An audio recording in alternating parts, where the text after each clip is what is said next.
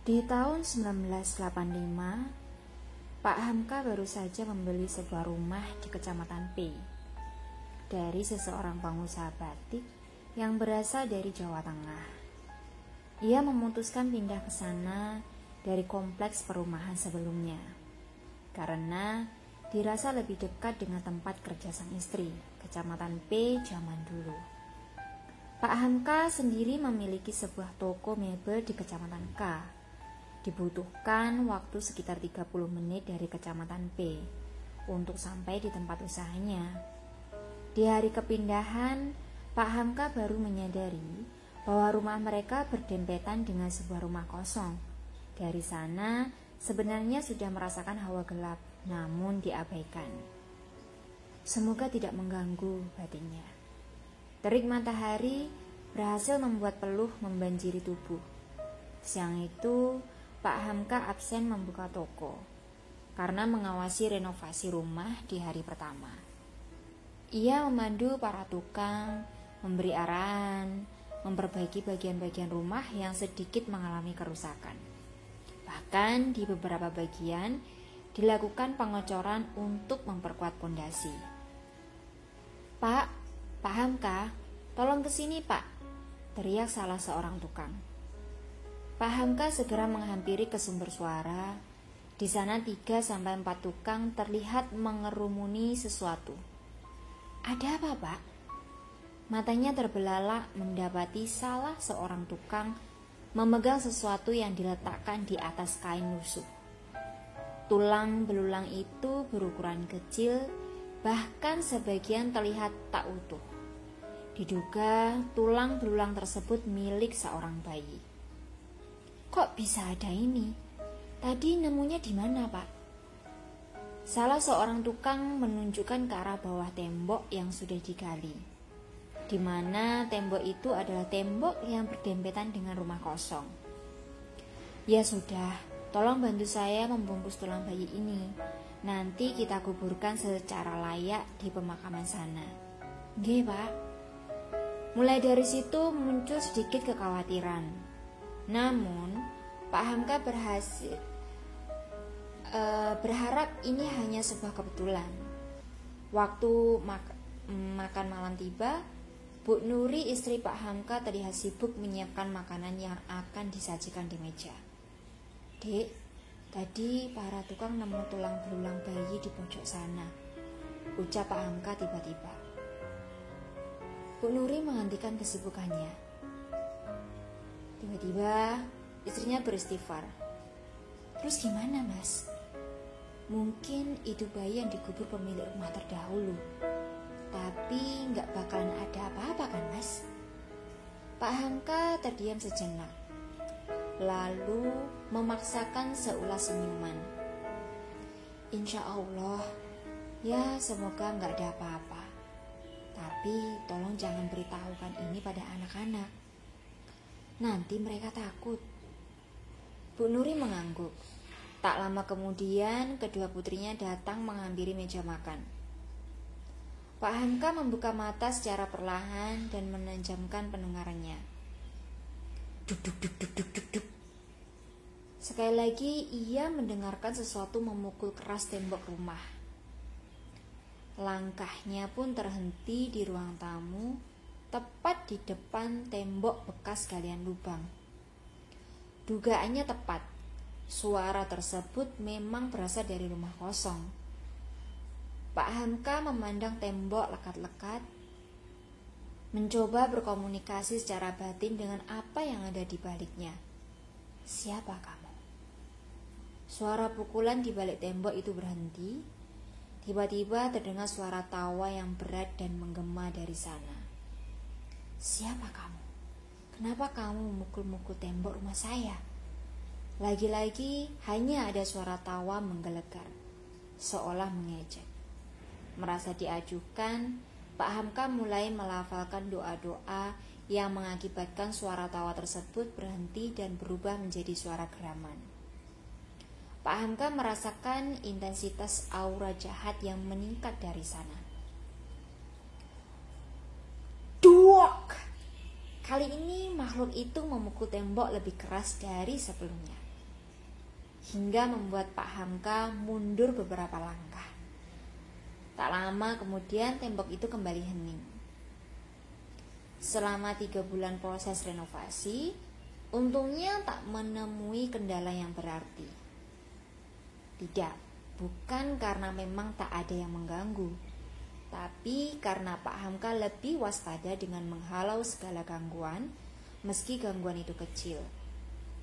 Suatu hari, Lia, putri kedua Pak Hamka, tiba-tiba demam.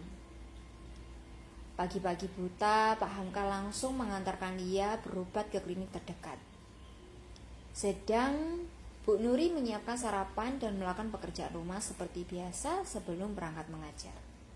Tak lama kemudian, keduanya sudah pulang dari klinik. "Gimana, Mas? Lia sakit apa?" "Cuma demam biasa. Disuruh gak masuk dulu selama 3 hari sama dokternya." "Ya udah, nanti saya izinin di sekolah," ujar Bu Nuri kemudian. Sebagai catatan, Bu Nuri adalah seorang guru SD, di mana kedua putrinya juga disekolahkan di tempat yang sama dengannya mengajar. Bu Nuri dipindahkan tugas ke Jawa dari Pulau B tak lama setelah Tika, putri pertamanya, dilahirkan. "Gak apa-apa ya, Nduk, di rumah berdua sama Mbok Darmi." Lia mengangguk lemas. Sebenarnya Bu Nuri tidak tega harus meninggalkan anaknya pergi bekerja saat sedang sakit begini. Tapi mau gimana lagi, pekerjaannya tak bisa ditinggalkan begitu saja. "Nanti pas jam istirahat tak tengokin ke rumah, Nduk ya." Bu Nuri mengelus kepala anaknya, lalu mengantarkannya beristirahat di kamar. Bu Nuri sedikit lega. Untungnya jarak rumah yang sekarang dengan sekolah terbilang sangat dekat. Pukul 11 siang, Lia terbangun dari tidur. Badannya sudah lumayan enakan, tapi masih lemas. Lia bosan kalau harus terus berbaring di ranjang. Akhirnya, bocah berusia 7 tahun itu memutuskan untuk menonton TV saja. "Loh, Mbak Lia kok malah bangun?" tegur Mbok Darmi, pengasuh sekaligus asisten rumah tangga keluarganya.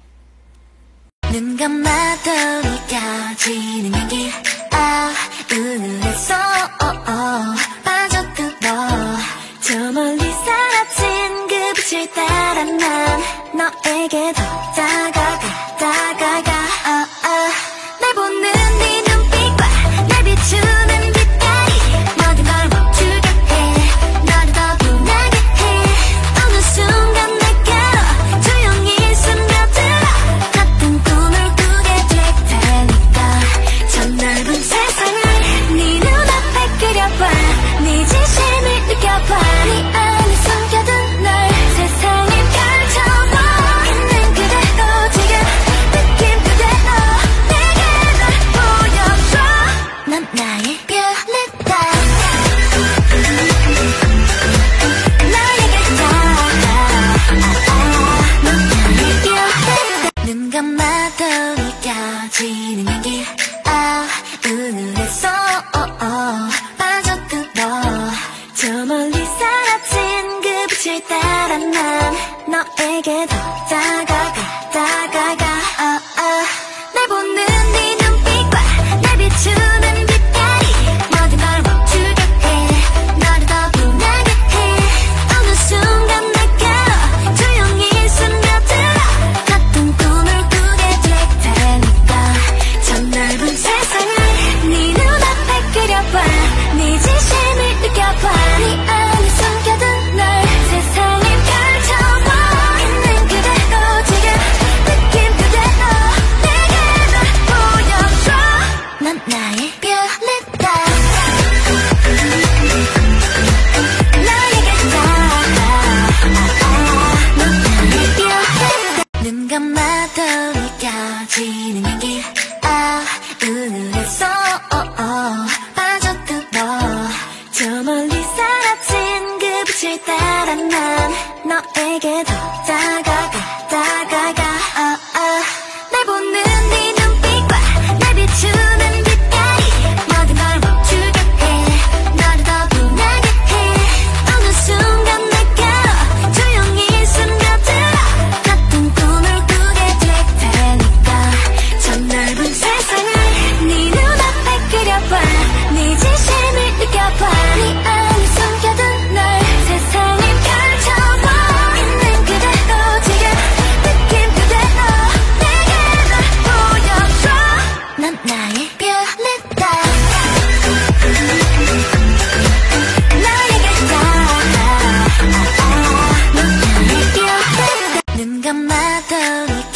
느껴지는 향기 우울해서 빠져들어 저 멀리 사라진 그 빛을 따라 난 너에게 더 다가가 날 보는 네 눈빛과 날 비추는 빛깔이 모든 걸 멈추게 해 너를 더 빛나게 해 어느 순간 내게로 조용히 스며들어 같은 꿈을 꾸게 될 테니까 저 넓은 세상을 네 눈앞에 그려봐 네 진심을 느껴봐 네 안에 숨겨둔 널 세상에 펼쳐봐 있는 그대로 지금 느낌 그대로 내게 널 보여줘 넌 나의 뷰티다 너에게 넌 나의 뷰티다 눈 감아도 느껴지는 향기 우울해서 빠져들어 저 멀리 사라진 그 빛을 따라 난 너에게 더 다가가 날 보는 네 눈빛과 날 비추는 빛깔이 모든 걸 멈추게 해 너를 더 빛나게 해 어느 순간 내게로 조용히 스며들어 같은 꿈을 꾸게 될 테니까 저 넓은 세상을 네 눈앞에 그려봐 네 진심을 느껴봐 네 안에 숨겨둔 널 세상에 펼쳐봐 있는 그대로 지금 느낌 그대로 내게 널 보여줘 넌 나의 뷰티다 너에게 넌 나의 뷰티다 눈 감아도 느껴지는 향기 우울해서 빠져들어 저 멀리 사라진 그 빛을 따라 난 너에게 더 다가가 날 보는 네 눈빛과 날 비추는 빛깔이 모든 걸 멈추게 해 너를 더 빛나게 해 어느 순간 내게로 조용히 스며들어 같은 꿈을 꾸게 될 테니까 저 넓은 세상을 네 눈앞에 그려봐 네 진심을 느껴봐 네 안에 숨겨둔 널 세상에 펼쳐봐 있는 그대로 지금 느낌 그대로 내게 널 보여줘 넌 나의 뷰티다 너에게 넌 나의 뷰티다 눈 감아도 느껴지는 향기 우울해서 빠져들어 저 멀리 사라진 그 빛을 따라 난 너에게 더 다가가 날 보는 네 눈빛과 날 비추는 빛깔이 모든 걸 멈추게 해 너를 더 빛나게 해 어느 순간 내게로 조용히 스며들어 같은 꿈을 꾸게 될 테니까 저 넓은 세상을 네 눈앞에 그려봐 네 진심을 느껴봐 네 안에 숨겨둔 널 세상에 펼쳐봐 있는 그대로 지금 느낌 그대로 내게 널 보여줘 넌 나의 뷰티다 너에게 넌 나의 뷰티다 눈 감아도 느껴지는 향기 우울해서 빠져들어 저 멀리 사라진 그 빛을 따라 난 너에게 더 다가가 날 보는 네 눈빛과 날 비추는 빛깔이 모든 걸 멈추게 해 너를 더 빛나게 해 어느 순간 내게로 조용히 스며들어 같은 꿈을 꾸게 될 테니까 저 넓은 세상을 네 눈앞에 그려봐 네 진심을 느껴봐 네 안에 숨겨둔 널 세상에 펼쳐봐 있는 그대로 지금 느낌 그대로 내게 널 보여줘 넌 나의 뷰티다 너에게 넌 나의 뷰티다 눈 감아도 느껴지는 향기 우울해서 빠져들어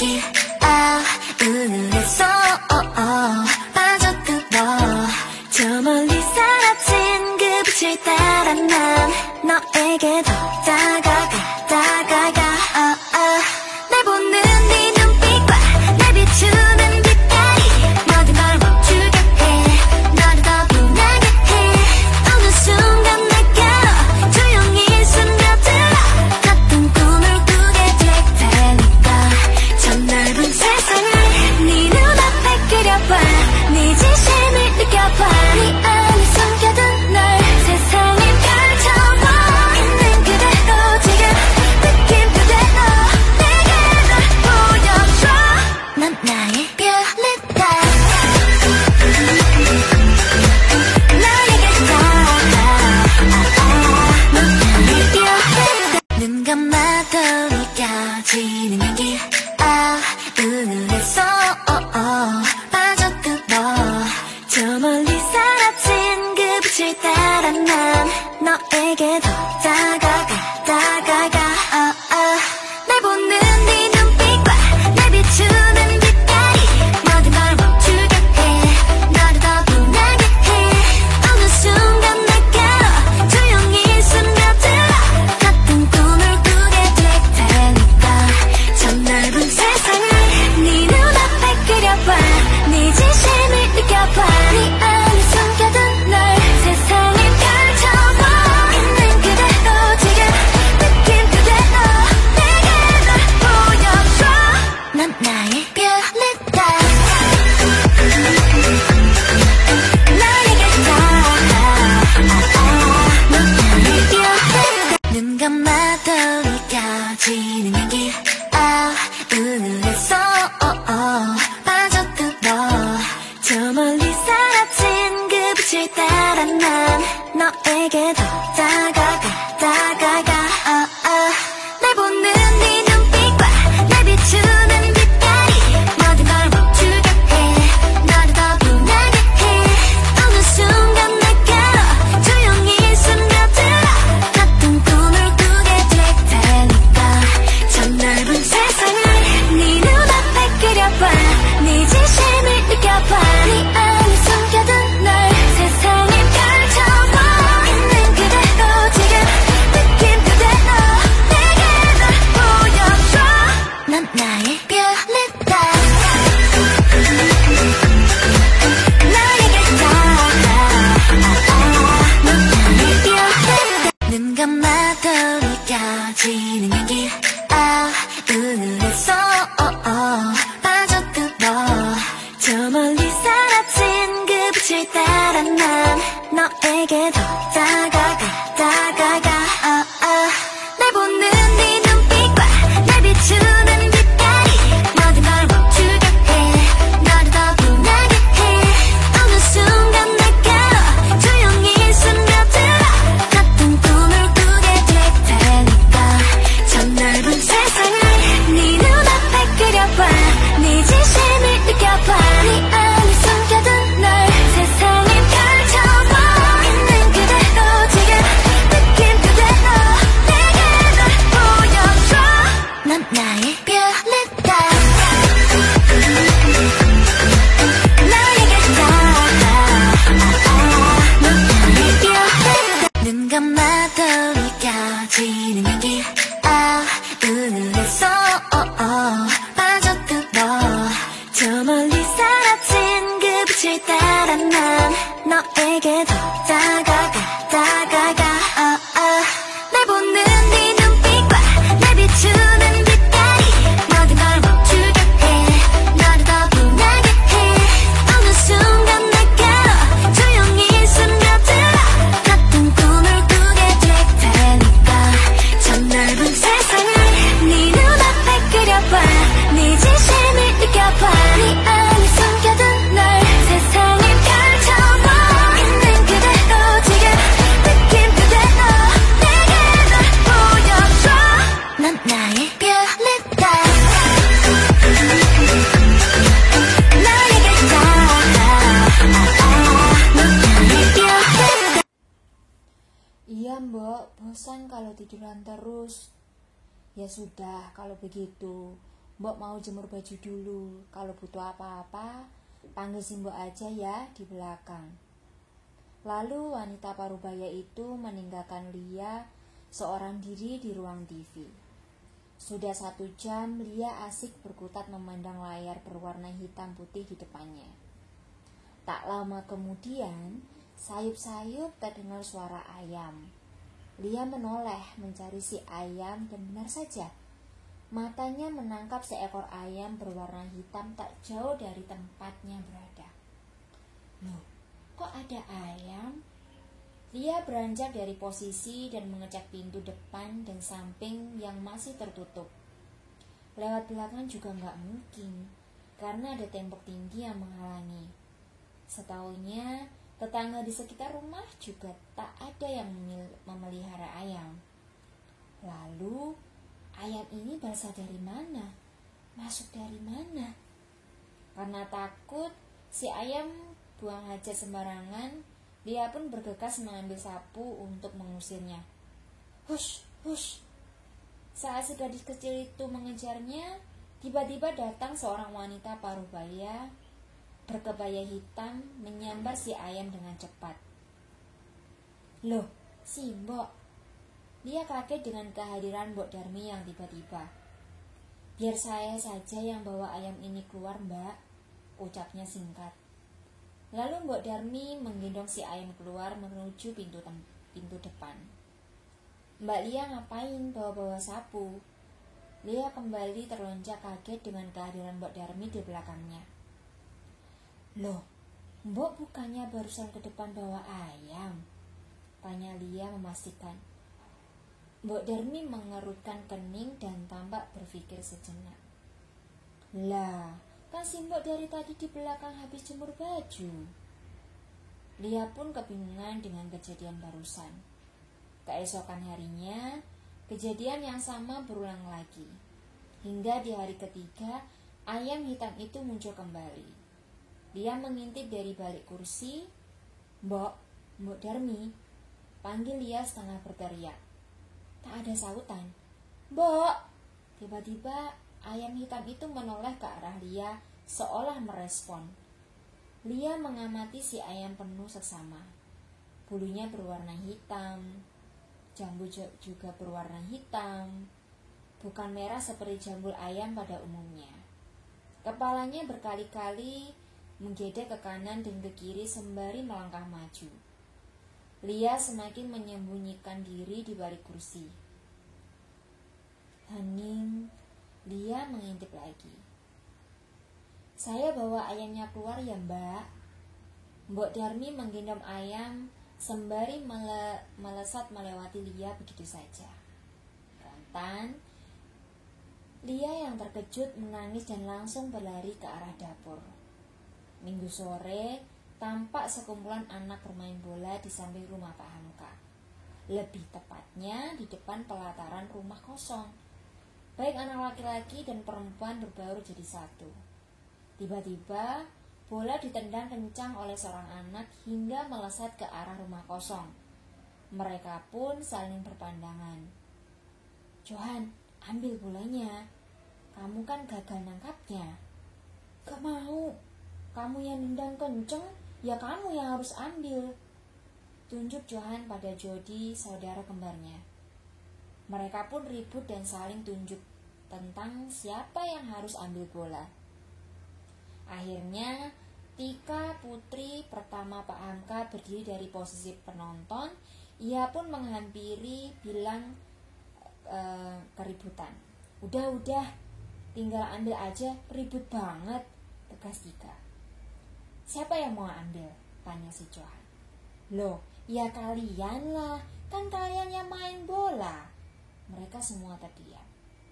Ya sudah, biar aku aja yang ambil, tawar Tika. Tiba-tiba Nita temannya langsung memegang lengan Tika untuk mencegahnya. Jangan Tik, jangan kesana. Emang kenapa? Itu, Nita membisikkan telinga Tika.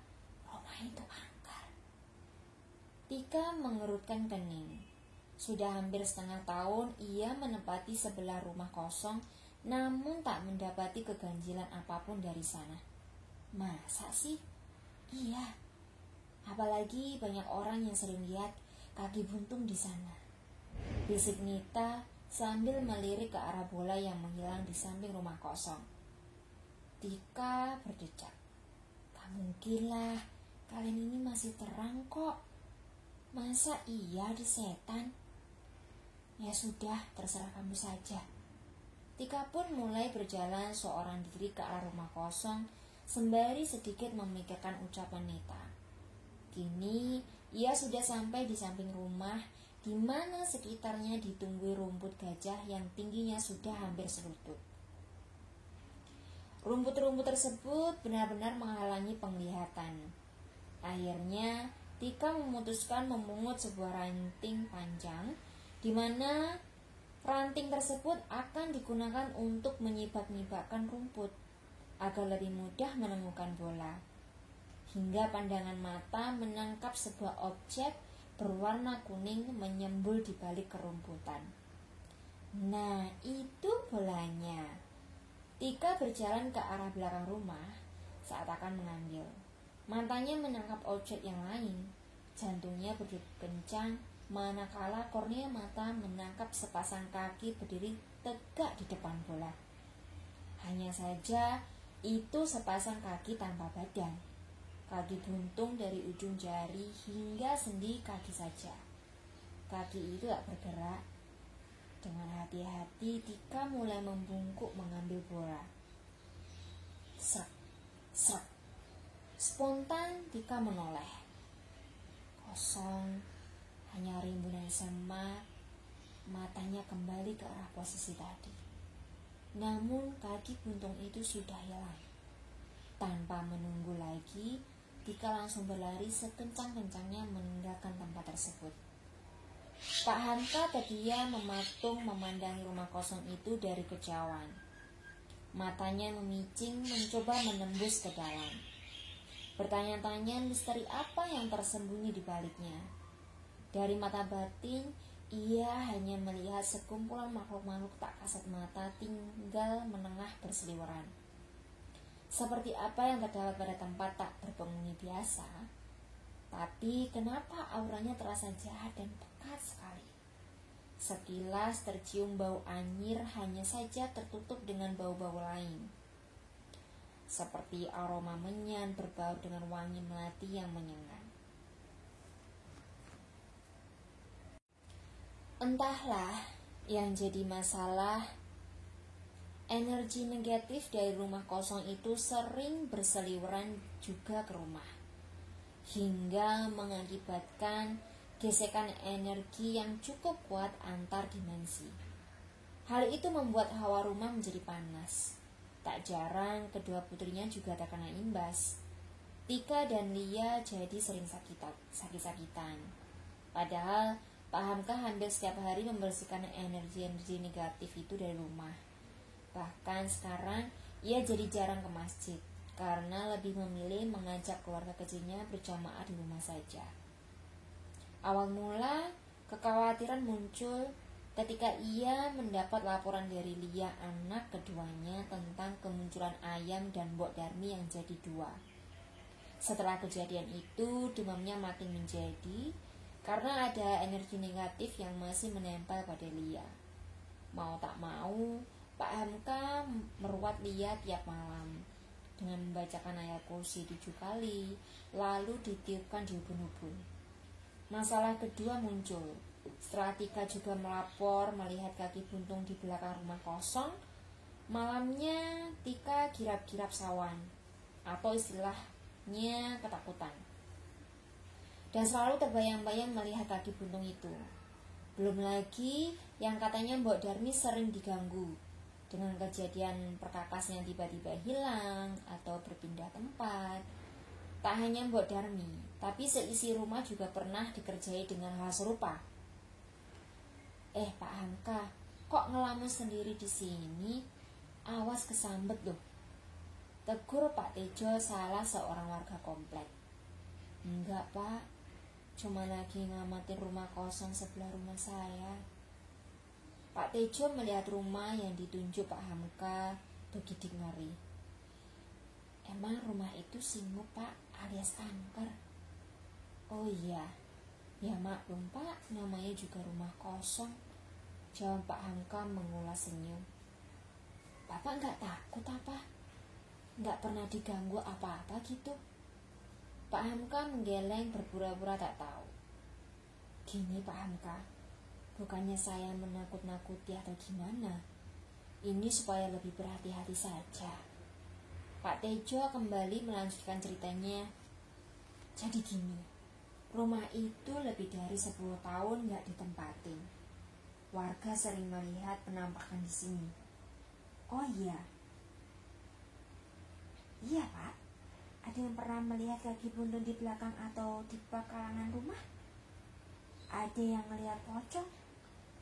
Pernah nih, Bu Isma itu loh Pak, penjual gorengannya rumahnya ada di belakang rumah Pak Hamka.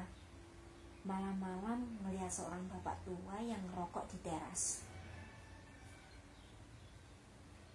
Dikira memang orang pikun karena perawakannya sudah tua sekali. Pas mau disamperin, hilang.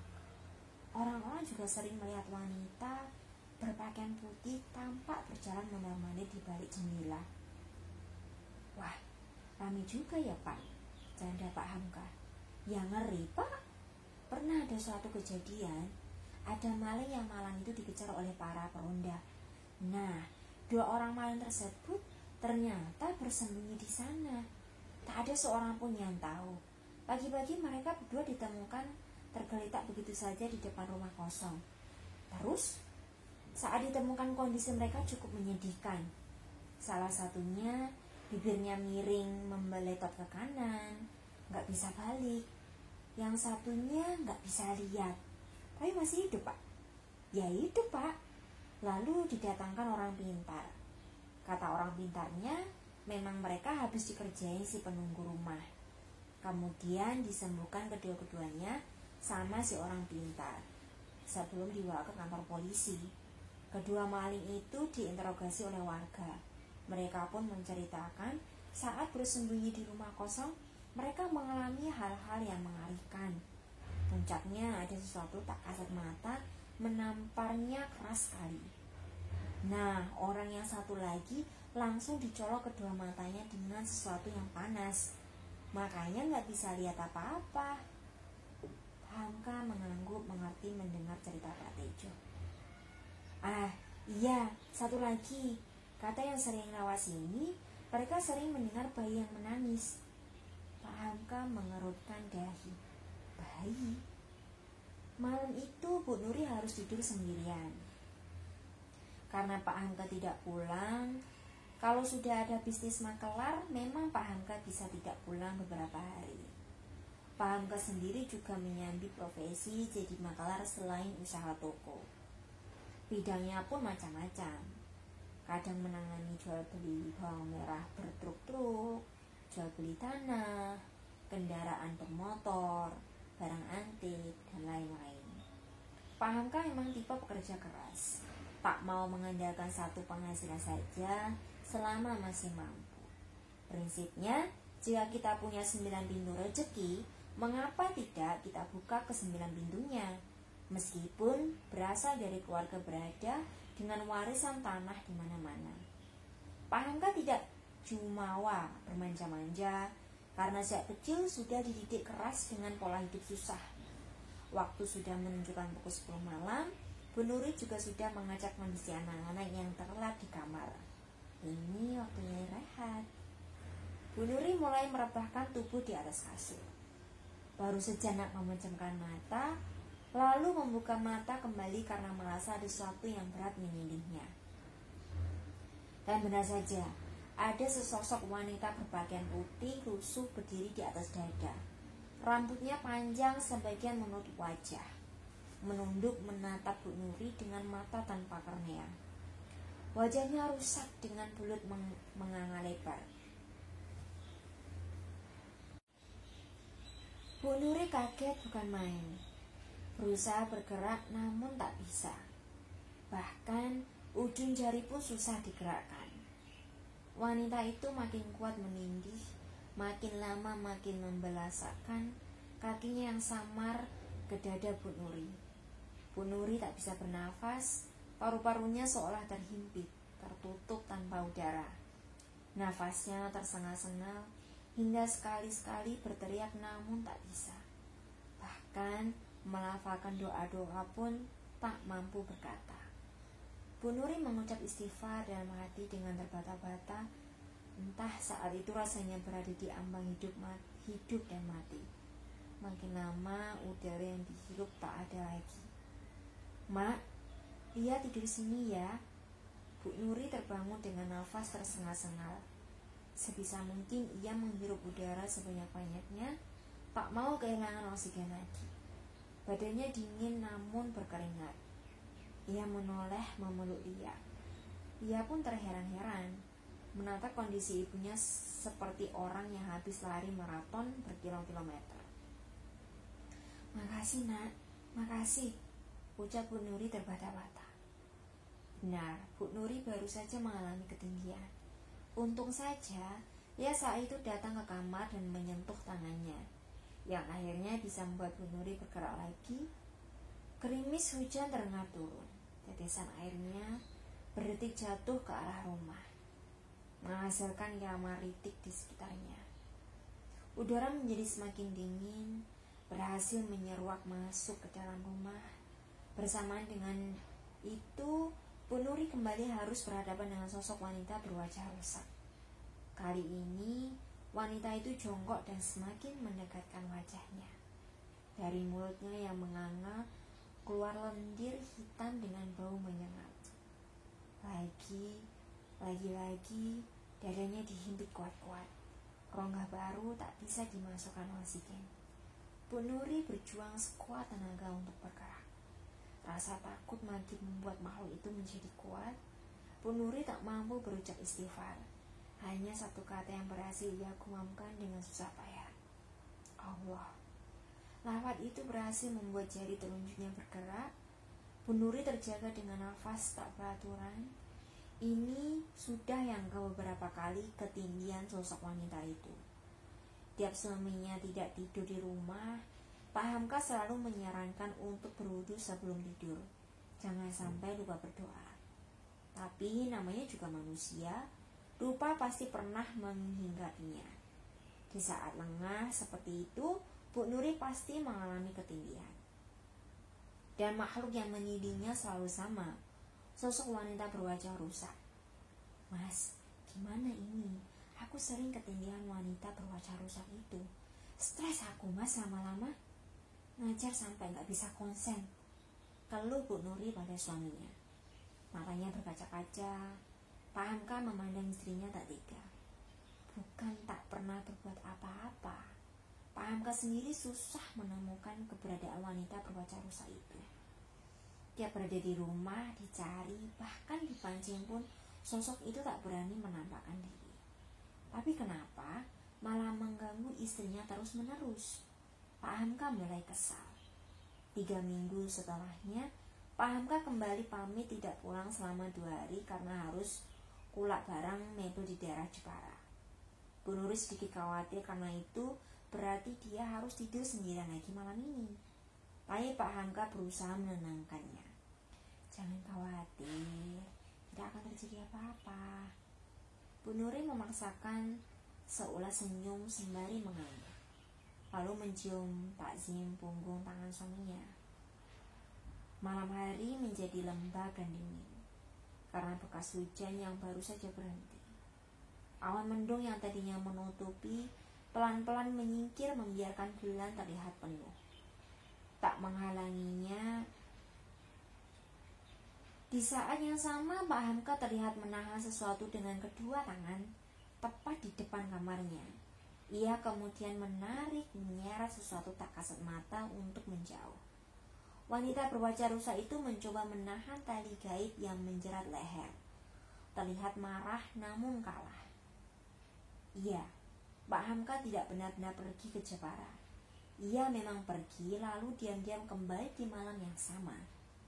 Rencananya telah berhasil. untuk menangkap si wanita berwajah rusak yang terus mengganggu sang istri. Sosok itu menangis pilu memohon untuk dilepaskan. Namun Pak Hamka tak akan tertipu. Ia sudah paham betul dengan tipu daya makhluk-makhluk seperti itu.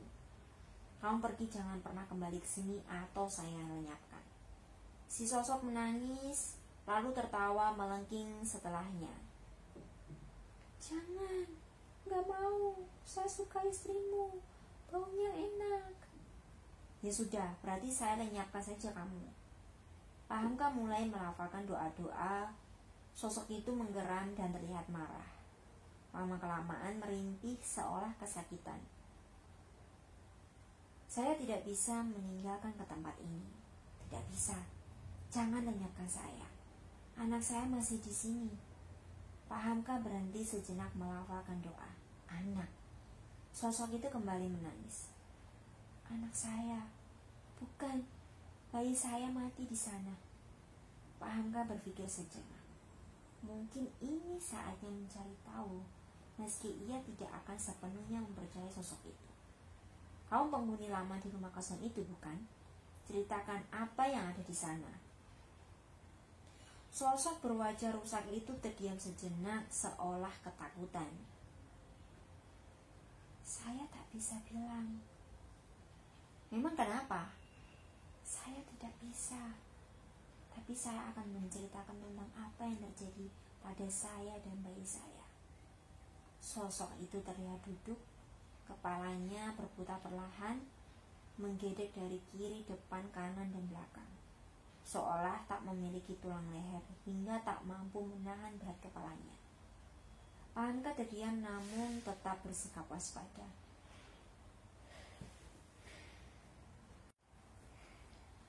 Namaku Dini.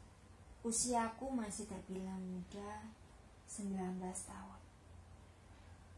Namun aku sudah terjun di dunia hitam, dunia pelacuran.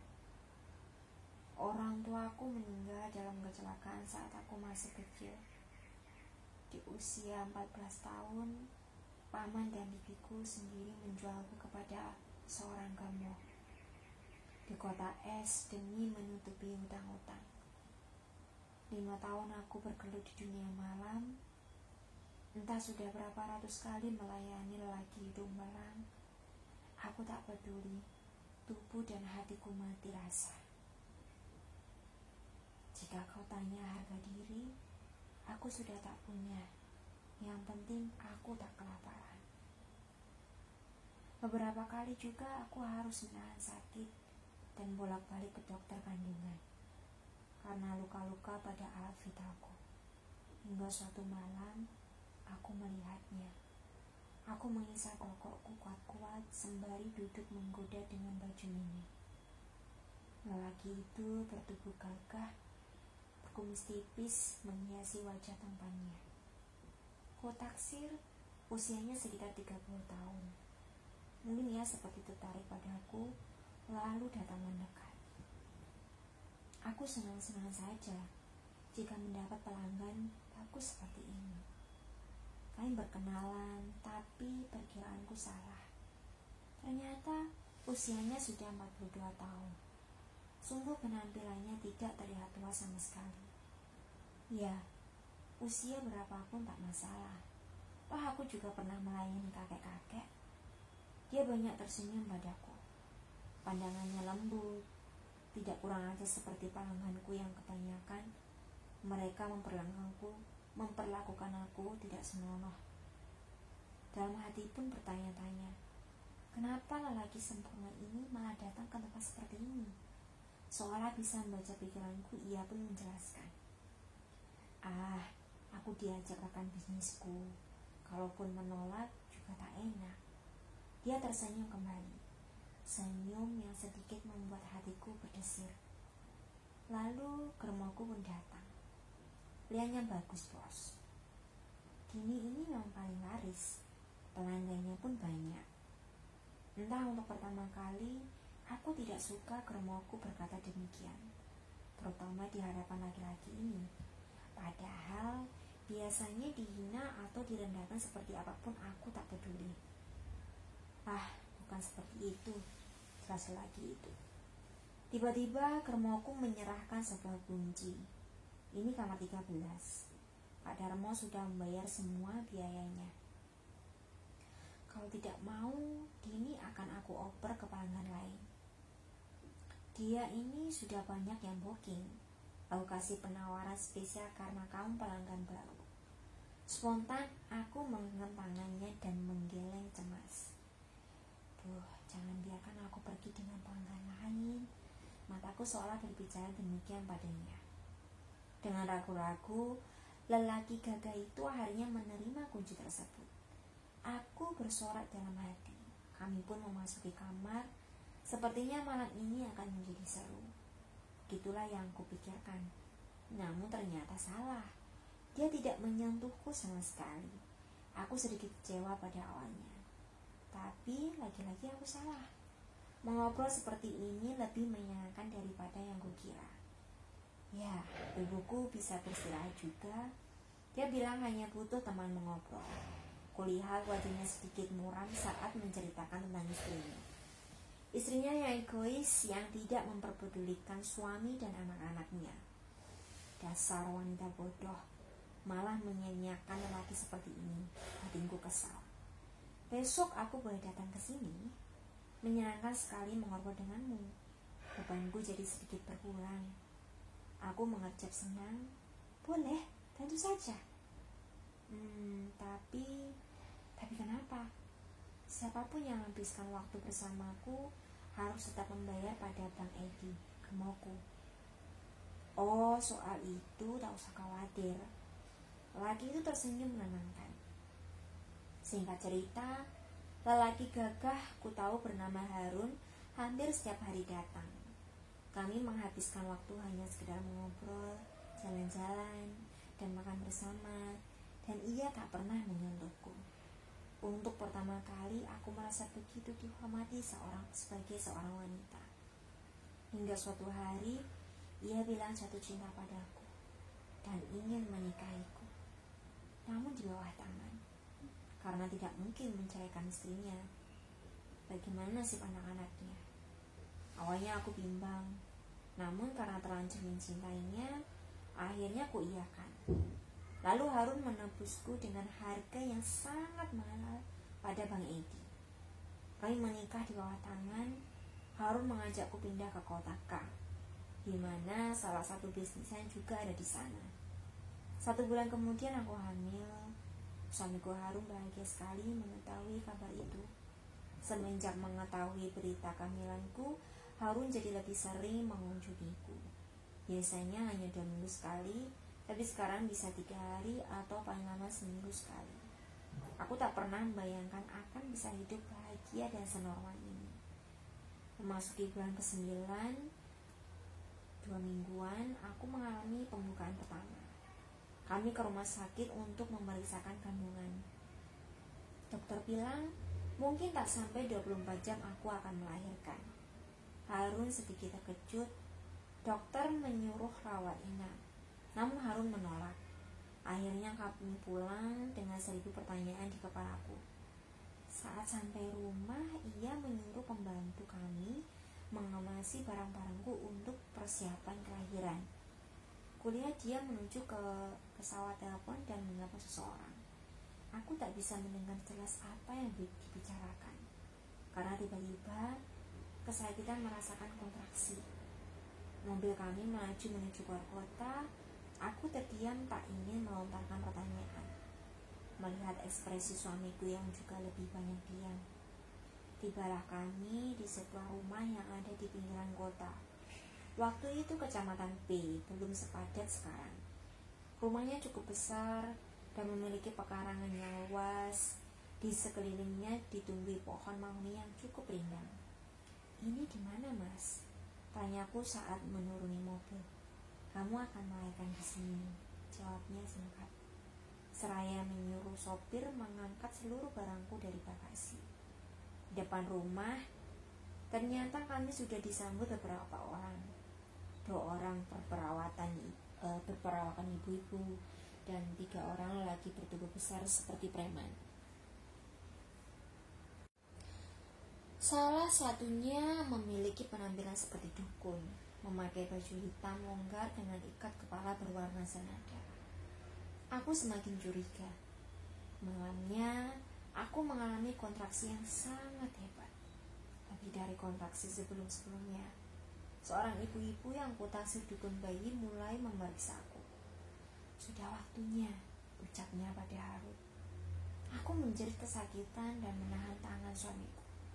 Mas, tolong temani, jangan tinggalkan aku sendiri. Kamu tak sendirian, ada Mbok Ica dan Mbok Yuyun yang menemani, ucapnya singkat. Sekilas aku melihat senyum tipis yang mengerikan di bibirnya. Harun melepas paksa tanganku dari tangannya. Aku menjerit, pikiranku berkecamuk jadi satu antara rasa sakit dan bingung. Entahlah, aku harus fokus melahirkan anak ini dengan selamat. Tibalah saatnya yang ditunggu-tunggu, aku berhasil melahirkan bayi perempuan dengan selamat. Di sisa-sisa tenagaku, Mbok Ica datang mendekat dan menunjukkan bayiku yang cantik. Lihatlah sepuas-puasnya sebelum aku membersihkannya, ucap Mbok Ica misterius. Aku mengkerutkan kening sejenak, lalu kembali memandang anakku penuh sayang. Tak lama kemudian, Mbok Ica mengambil anakku. Aku tak bisa berbuat apa-apa karena tubuhku terasa sangat lemah. Samar-samar, kulihat bayi perempuanku dibersihkan dan dimandingkan dengan air bertak berbunga, lalu dibungkus dengan kain berwarna merah. Harun mulai memasuki ruang dan mengambil bayiku. Dia memandangiku sekilas, lalu keluar bersama Mbok Ica dan Mbok Yuyun, meninggalkanku begitu saja. Aku benar-benar merasa aneh.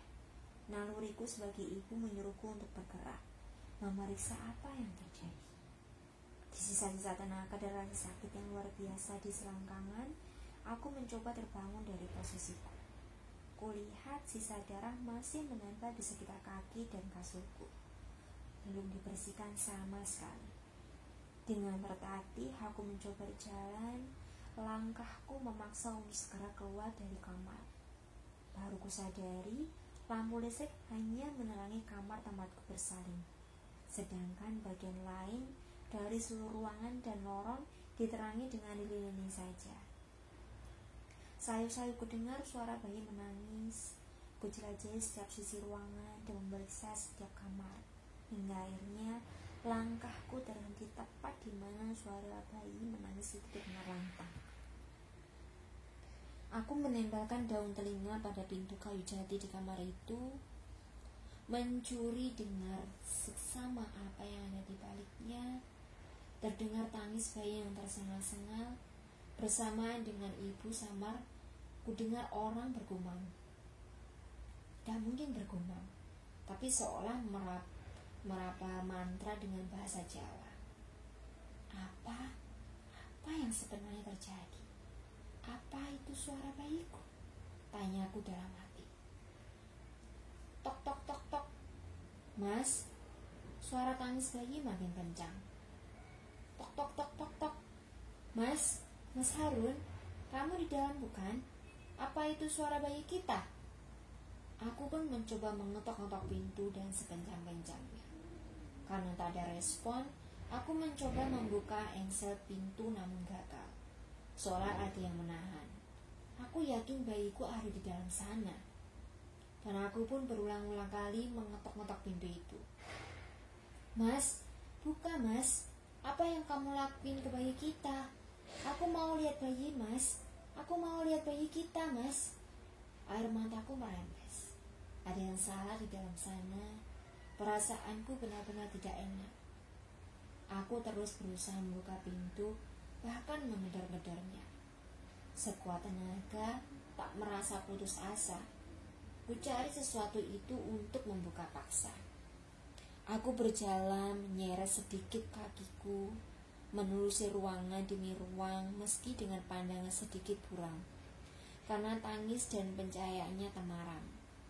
Kuusap kedua mataku yang basah, lalu kutangkap sepasang kapak yang menempel di dinding sebagai pajangan. Kuseret sebuah kursi, menaikinya, Mengambilnya berjinjit dan susah payah karena posisi yang cukup tinggi. Saya kudengar suara tangis bayiku yang makin kencang. Kuabaikan rasa sakit di kedua selangkangan.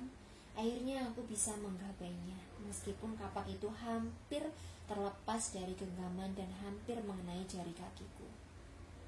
Lagi kupaksa langkah kakiku meski tertatih. Tanpa menunggu, sontak kuayunkan kapak ke gagang pintu. Kuayunkan beberapa kali sekuat tenaga hingga gagang itu hancur dan engselnya terjatuh ke tanah. Kujatuhkan kapak, lalu kudorong tubuhku dengan mudah. Semudah itu pintu terbuka. Namun, beberapa tangan langsung menahanku. Mataku membelalak melihat pemandangan mengerikan di depanku. Apa yang kulihat adalah seluruh ruangan yang ditutupi kain berwarna merah di seluruh dindingnya.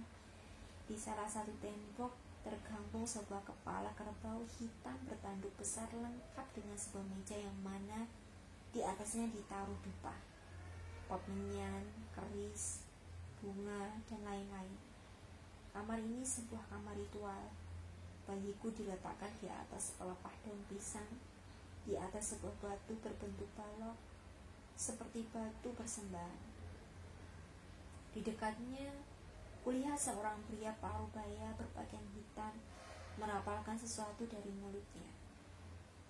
Di sebelah lagi itu, berdiri suamiku sendiri harum, memegang sebuah parang sembari menatap lekat bayi kami. Apa yang akan dilakukannya dengan parang itu?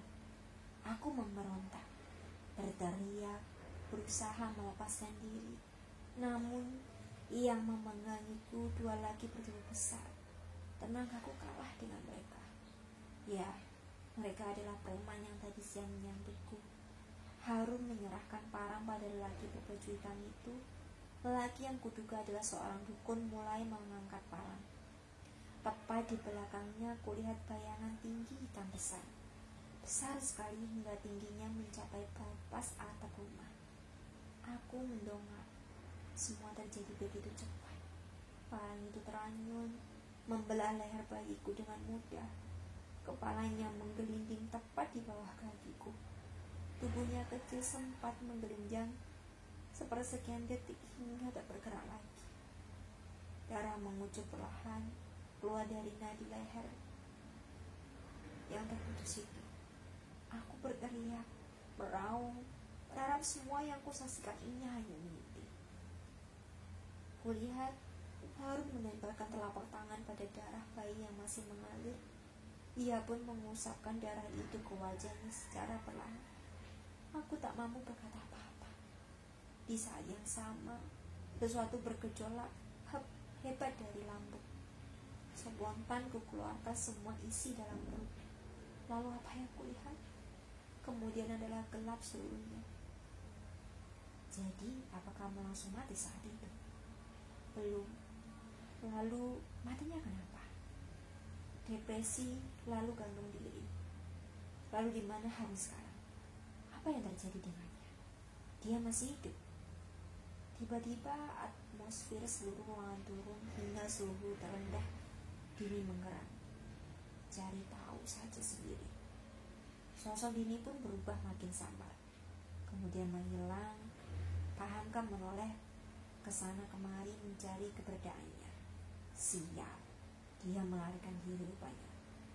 Helanya kesal. Baiklah, akan saya cari tahu sendiri. Paling tidak saya mendapatkan sedikit petunjuk, ucapnya pada diri sendiri.